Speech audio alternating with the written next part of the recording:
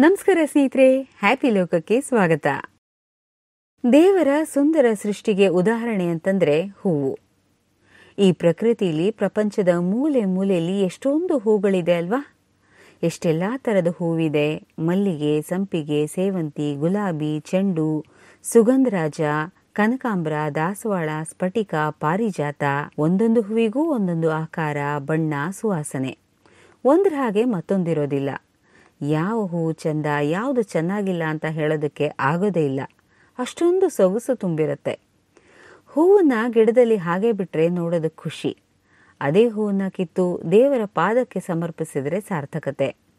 ಹೂವನ್ನ ಪೋಣಿಸಿ ಮುಡ್ಕೊಂಡ್ರೆ ಮನಸ್ಸಿಗೆ ಆನಂದ.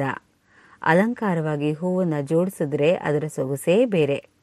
ಒಟ್ಟಾರೆ ನಾವು ಯಾವ ಹೂವನ್ನ ಯಾವ ರೀತಿ ಬಳಸ್ತೀವಿ ಅನ್ನೋದ್ರ ಮೇಲೆ ನಮ್ಮ ಮನಸ್ಸಿನ ಭಾವನೆ ಅಡಗಿರುತ್ತೆ.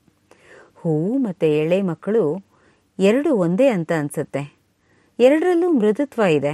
ಹೂವು ಮತ್ತು ಮಗು ಎರಡನ್ನ ನೋಡಿದ್ರೂ ಕೂಡ ಮನಸ್ಸಿಗೆ ಖುಷಿ ಸಿಗುತ್ತೆ. ಒಂದು ನವಿರಾದ ಭಾವನೆ ಮನಸ್ಸಿನಲ್ಲಿ ಮೂಡುತ್ತೆ. ಅರಳಿದ ಹೂವನ್ನ ನೋಡಿದ್ರೆ ಅದು ನಗ್ತಾ ಇರೋ ಹಾಗನ್ಸತ್ತಲ್ವಾ? ಅದರ ಒಂದೊಂದು ಪಕಳೆಗಳು ನಗು ಬಿರಿದ ತುಟಿಗಳು. ಇಂಥ ಸುಂದರ ಹೂವಿನ ಪಕಳೆಗಳನ್ನು ಕೀಳೋದು ಅಂದರೆ ಅದರ ಸೌಂದರ್ಯ ಹಾಳು ಮಾಡಿದ ಹಾಗೆ ಅಲ್ವಾ? ಹೂವಿನ ಪಕಳೆಗಳನ್ನು ಕಿತ್ತರೆ ಅದರ ನಗು ಕಸಿದ ಹಾಗೆ. ಯಾವ ಉದ್ದೇಶಕ್ಕೆ ಹೂ ಪಕಳೆಗಳನ್ನು ಕಿತ್ತರೂ ಅದು ಅಕ್ಷಮ್ಯ. ಮರ, ಗಿಡ, ಬಳ್ಳಿಗಳಿಗೂ ಜೀವ ಇದೆ ಅಂತಂದ ಮೇಲೆ ಪಕಳೆಗಳನ್ನು ಕಿತ್ತು ಹೂವಿನ ಅಸ್ತಿತ್ವವನ್ನು ಹಾಳು ಮಾಡಬೇಡಿ. ಪುಷ್ಪವೃಷ್ಟಿ ಆದರೂ ಸರಿ, ಅಲಂಕಾರಕ್ಕಾದರೂ ಸರಿ, ಪೂಜೆಗಾದರೂ ಸರಿ, ಪಕಳೆಗಳನ್ನು ಕೀಳದೆ ಇಡೀ ಹೂವನ್ನೇ ಬಳಸ್ನೋಡಿ. ಹೂವಿನ ಇನ್ನಷ್ಟು ಸೌಂದರ್ಯ, ಸಂತೋಷ, ಮೆರುಗು ನಿಮಗೆ ನೋಡೋದಕ್ಕೆ ಸಿಗುತ್ತೆ.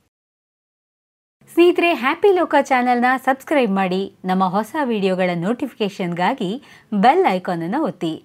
ವಿಡಿಯೋಗಳ ಬಗ್ಗೆ ನಿಮ್ಮ ಅಭಿಪ್ರಾಯಗಳನ್ನು ನಮಗೆ ಕಾಮೆಂಟ್ ಮೂಲಕ ತಿಳಿಸಿ.